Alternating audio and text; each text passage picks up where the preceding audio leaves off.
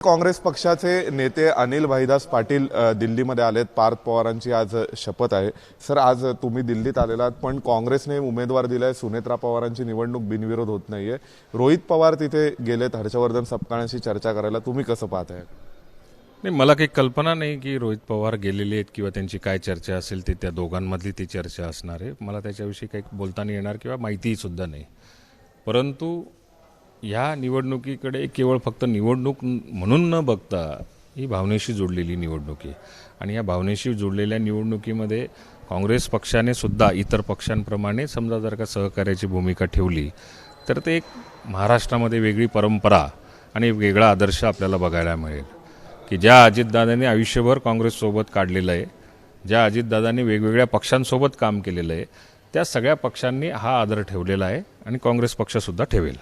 Sir, यामध्ये एक प्रश्न अजून निर्माण होतोय की जी शरद पवारांची राष्ट्रवादी आहे त्याचे नेते रोहित पवार आहेत, पण ते सुनेत्रा पवारांसाठी प्रयत्न करतायत। मग ही दोन्ही राष्ट्रवादी एकत्रच आहेत असं कुठेतरी म्हणायचं का?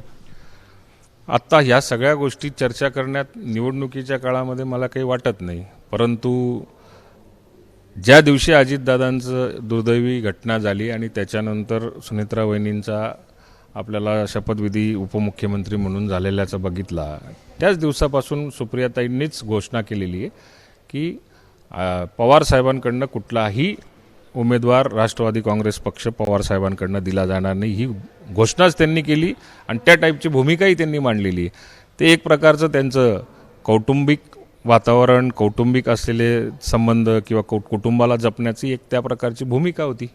सर, एक शेवटचा प्रश्न, आज पार्थ पवार राज्यसभेची शपथ घेत आहेत। दरम्यानच्या काळात काही एक अशा बातम्या चर्चा रंगवण्यात आल्या की पार्थ पवारांची राज्यसभा धोक्यात येऊ शकते। राष्ट्रवादीने निवडणूक आयोगाला जे पत्र पाठवलंय त्यामुळे सुनेत्रा पवारांची राष्ट्रीय अध्यक्ष म्हणून निवड धोक्यात येऊ शकते आणि आज ते शपथ घेत आहेत थेट खासदार म्हणून। तुम्ही या सगळ्या बातम्यांना आणि ज्या चर्चा रंगवल्या त्यांना काय सांगाल? कुठल्याही बातम्यांना काहीही एक अर्थ नाही। पार्थ पवार या राज्यसभेवरती खासदार म्हणून राहतील, सुनेत्रा वहिनी उपमुख्यमंत्री राहतील, सुनेत्रा वहिनी या राष्ट्रवादी काँग्रेस पक्षाच्या राष्ट्रीय अध्यक्ष राहतील। या बातम्या ज्या असतात या बातम्या आपल्या सोयीनुसार निर्माण केलेल्या बातम्या असतात।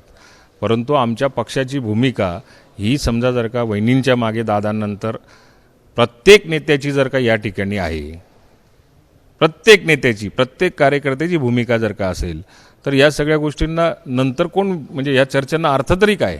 पटेल तटकरेंच्या पदाबाबत काही संभ्रम निर्माण झालेला? कुठलाही संभ्रम नाही। या बाबतीमध्ये योग्य वेळी सुनेत्रा वहिनी ह्या त्याचा खुलासा करतील आणि त्याच सुप्रीमो आहेत। त्यांच्या माध्यमातून घेतलेले निर्णय हे प्रफुल्लभाई असतील, तटकरे साहेब असतील किंवा राज्यातले अन्य कोणी नेते असतील, कार्यकर्ते असतील, आम्हाला सगळ्यांना ते मान्य आहे। धन्यवाद सर। आपल्या सोबत होते अनिल भाईदास पाटील, ज्यांनी भूमिका स्पष्ट केलेली आहे राज्यसभेवर पार्थ पवारांच्या शपथविधीपासून ते राष्ट्रवादी काँग्रेस पक्षातील अंतर्गत विषयांपर्यंत। व्हिडिओ जर्नलिस्ट वेद पांडेसह सोमेश कोलगे, एबीपी माझा, नवी दिल्ली। एबीपी माझा, उघडा डोळे बघा नीट।